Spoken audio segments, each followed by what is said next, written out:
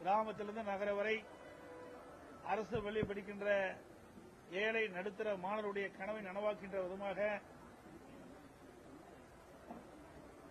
உள் இடஒதுக்கீட்டின் அடிப்படையில் 7.5% இடஒதுக்கீடு அளித்து அதன் மூலமாக இதுவரை 3000க்கும் மேற்பட்ட மாணவ மாணவிகள் 7.5 உள் இடஒதுக்கீட்டின் மூலமாக தேர்வு செய்யப்பட்டு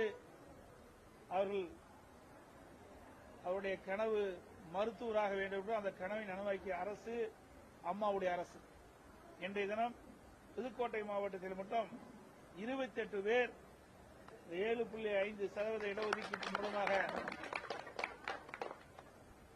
இன்றைக்கு மருத்துவராகக்கூடிய சூழ்நிலை நாங்கள் உருவாக்கி தந்திருக்கின்றோம். இப்பொழுது ஒரே பள்ளியில் 5 பேர் இன்றைக்கு 7.5% உள் இடஒதுக்கீட்டின் மூலமாக தேர்வு செய்யப்பட்டிருக்கின்றார்கள்.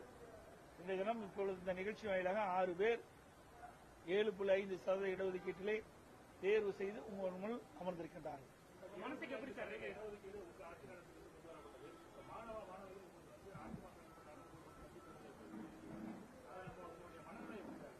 ஆகவே இது ஒரு மாணவருடைய கனவை நனவாக்கப்பட்டிருக்கிறது. அதுவும் குறிப்பாக அரசு பள்ளி படிக்கின்ற மாணவர்கள் சுமார் 41% பேர் படிக்கிறாங்க. அப்படி 41% படிக்கின்ற மாணவருடைய கனவை நனவாக்க வேண்டும் என்ற அடிப்படையில் தான் இந்த திட்டத்தை நான் கொண்டு வந்தோம்.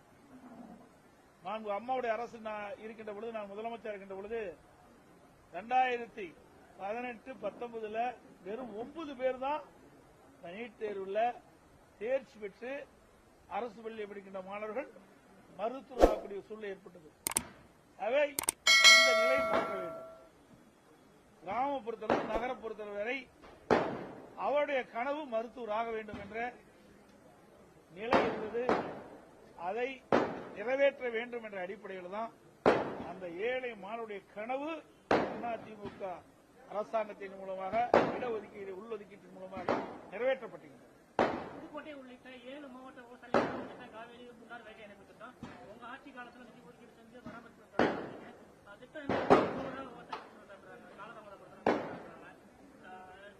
அதாவது அனைத்து இந்திய அண்ணா திராவிட முன்னேற்ற கழக அரசை பொறுத்த வரைக்கும் நீர் மேலாண்மைக்கு முதலிடம் கொடுத்தோம். இன்றைக்கு நேற்றைக்கு கூட பிரதமர் பேசியிருக்கார். இந்திய நாட்டினுடைய நீர் வளம் 4% தான். அப்படி என்றால் நீர் பற்றாக்குறை மாநிலம் நம்முடைய மாநிலம்.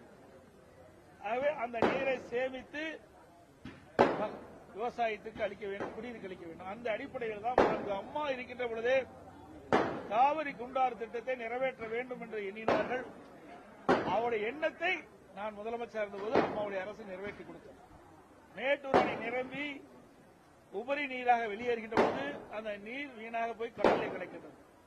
அப்படி கடலில் கிடைக்கின்ற அந்த நீரை இந்த வறண்ட பகுதியில் சுமார் 5 மாவட்டம், நீ பாத்தீங்கன்னா திருச்சி, புதுக்கோட்டை, சிவகங்கை, விருதுநகர், இன்னைக்கு ராமநாதபுரம், இப்படி வறண்ட பகுதியில் இருக்கின்ற ஏரிகள் நிரப்புகின்ற பொழுது நிலத்தடி நீர் உயர்ந்து வேளாண்மைக்கு தேவையான நீர் கிடைக்கும், குடிப்பதற்கு தேவையான நீர் கிடைக்கும். இந்த வறண்ட பகுதியில் இருக்கின்ற இந்த தொழிலாளிகளுக்கு வேலைவாய்ப்பு கிடைக்கும். அப்படி ஒரு நீண்டகால திட்டத்தை தான் நாங்கள் உருவாக்கி முதற்கட்டமாக 700 கோடி ரூபாயில புதுக்கோட்டை மாவட்டத்தில் தான் இந்த திட்டத்தையே நான் துவக்கி வச்சேன். இந்த திட்டத்தினுடைய மதிப்பு 14,000 கோடி. முழுக்க முழுக்க மாநில நிதியில் இருந்து இந்த திட்டத்தை நிறைவேற்ற வேண்டும் என்ற அடிப்படையில் தான் நாங்கள் முதல் துவக்கணும். இது விவசாயிகளுடைய மிகப்பெரிய திட்டம். விவசாயிகளுக்கு வரப்பிரசாதமாக இருக்கின்ற திட்டம். வறண்ட பயிர்கின்ற விவசாயிகள் பசுமையை நிறைந்த பகுதியாக உருவாக்க வேண்டும் என்பதற்காக நானும் ஒரு விவசாயி என்ற அடிப்படையிலே விவசாயிகள் படுகின்ற துன்பங்கள், துயரங்கள், வேதனைகள் அதை முழுமையாக அகற்ற வேண்டும் என்ற காரணத்தினாலே அந்த விவசாயிக்கு நீர் முக்கியம். உடலுக்கு உயிர் எப்படி முக்கியமோ அதுபோல விவசாயிக்கு நீர் முக்கியம். அந்த நீரை உபரி நீராக வெளியேறி கடலில் கிடைக்கின்ற அந்த காவிரி நீரை இந்த பகுதிக்கு திருப்பி விட்டு இந்த 5 மாவட்டமும் ஒரு பசுமையான ஒரு நிலையை உருவாக்க வேண்டும். இந்த மாவட்ட மக்களுக்கு வேலைவாய்ப்பு உருவாக்க வேண்டும். விவசாயிகளுக்கு தேவையான நீரை கொடுக்க வேண்டும். குடிப்பதற்கு தேவையான நீரை கொடுக்க வேண்டும். விவசாய தொழிலாளிக்கு ஒரு நிரந்தர வேலைவாய்ப்பு கிடைக்க வேண்டும் அடிப்படையில் தான் திட்டத்தை துவக்கணும். ஆனா இன்றைய ஆட்சியாளர்கள் அனைத்து இந்திய அண்ணா திராவிட முன்னேற்ற கழக அரசு கொண்டு வந்த திட்டம் என்ற காரணத்திற்காகவே அந்த திட்டத்தை கிடப்பில் போட்டுக்கிறாங்க. இது வன்மை அம்மாவுடைய அரசு அமைகின்ற பொழுது இந்த திட்டம் தொடரும். சங்கரன் கோயில் அதிமுக நிர்வாகி வெள்ளியப்பனுக்கு படுகொலை செய்யப்பட்டிருக்காரு. சங்கரன் கோயில் அருகே அதிமுக நிர்வாகி வெள்ளியப்பனுக்கு காலையில் வெட்டி படுகொலை செய்யப்பட்டிருக்காரு. எப்படி பாக்குறீங்க? இப்ப சட்ட ஒழுங்கு தமிழகத்தில் எப்படி இருக்கு? நான் ஏற்கனவே ஒவ்வொரு முறையும் நான் பேட்டி கொடுக்கும் போதும் சரி, எனது அறிக்கையின் வாயிலும் சரி, சட்டமன்றத்திலையும் நான் தெளிவாக குறிப்பிட்டுக் கொண்டிருக்கின்றேன். விடியா திமுக அரசு திரு ஸ்டாலின் தலைமையில் ஆட்சி அமைத்து சுமார் 40 மாத காலம் ஆகின்றது. இந்த 40 மாத காலத்தில் பாத்தீங்கன்னா தினந்தோறும் கொலை நடக்காத நாளே கிடையாது. சட்ட ஒழுங்கு சீர்கெட்டு விட்டது. சட்டம் ஒழுங்கு சந்தி சிரிக்குது.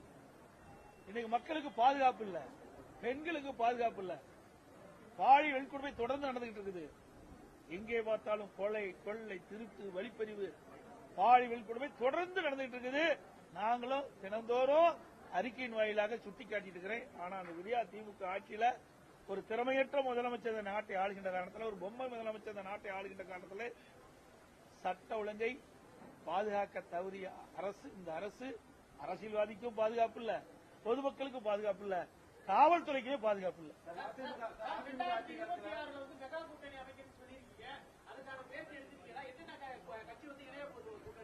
இன்னும் உங்களுக்கு 19 மாதம் இருக்குது தேர்தலில். 19 மாத காலம் இருக்குது. இந்த 19 மாத காலத்தில் எப்படி கூட்டணி பேசுவோம்? எல்லாமே தேர்தல் அறிவித்த பிறகுதான் கூட்டணி அமையும். தேர்தலை நோக்கித்தான் எல்லா கட்சியுமே வரும். இப்ப இருந்து கூட்டணி அமைங்கிறது சாத்தியம் குறைவு. இருந்தாலும் அனைத்து இந்திய அண்ணா திராவிட முன்னேற்ற கழகம் ஒரு சிறந்த கூட்டணி அமையும். 2026 அண்ணா திமுக தலைமையிலே ஆட்சி அமையும்.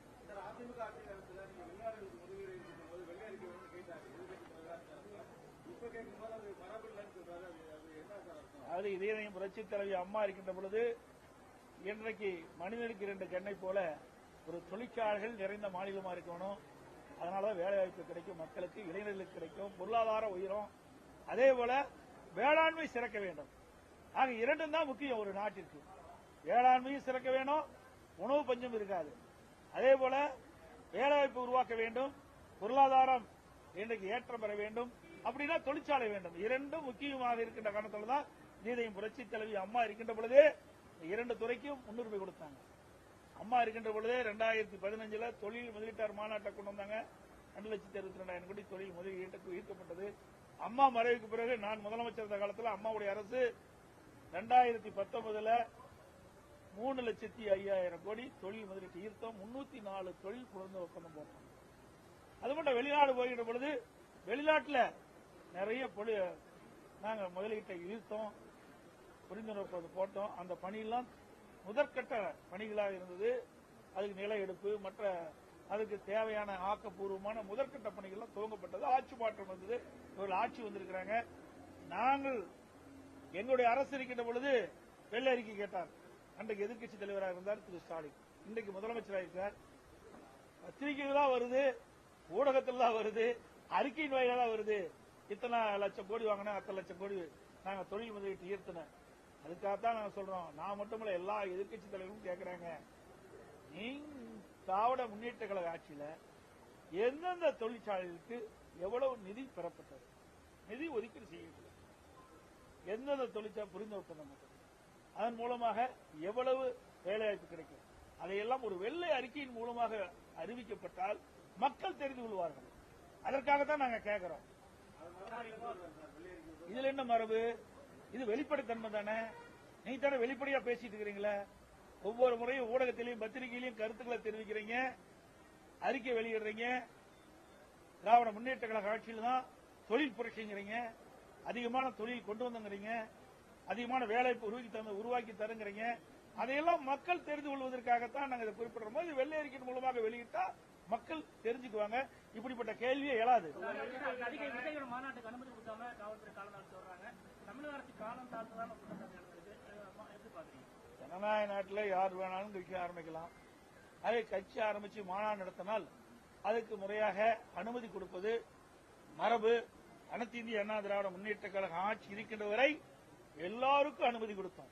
அத்தனை போராட்டம், ஆயிரக்கணக்கான போராட்டம் அண்ணா திமுக ஆட்சியில் நடைபெற்றது. எல்லாத்துக்கும் அனுமதி கொடுத்தோம். இது ஜனநாயக நாடு. அவருடைய உரிமைகளை கோருவதற்கு அனைவருக்கும் உரிமை உண்டு. அந்த அடிப்படையில் யாரெல்லாம் போராட்டம் நடத்துவதற்கு அனுமதி கொடுத்தோம், யாரெல்லாம் மாநாடு நடத்த வேண்டும் இருக்கிறார்களோ காவல்துறை அனுமதியோடு அதுவும் பாதுகாப்போடு நாங்களாம் அனுமதி கொடுத்தோம்.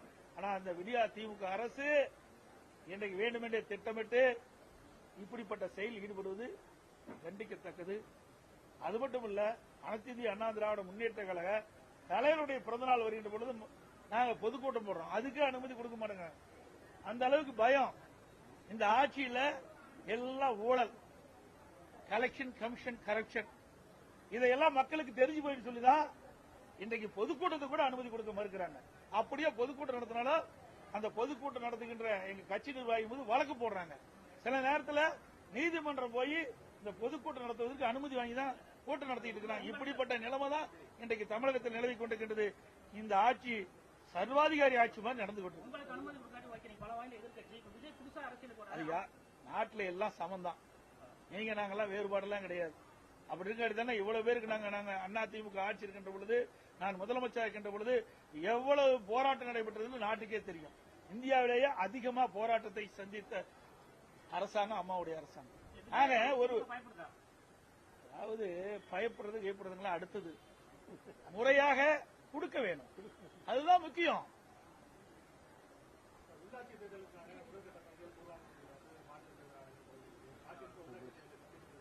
நிச்சயமா தயாரிக்கும். அனைத்து இந்திய அண்ணா திராவிட முன்னேற்ற கழகம் உள்ளாட்சி தேர்தல் இருந்தாலும் சரி, சட்டமன்ற தேர்தல் இருந்தாலும் சரி, எந்த தேர்தல் இருந்தாலும் சந்திக்க தயாராக. சார், எல்லாம் பேசி முடிஞ்ச கதை. மீண்டும் மீண்டும் அதையும் திருப்பி அரைச்சமாவே அரைக்க வேண்டிய அவசியம்.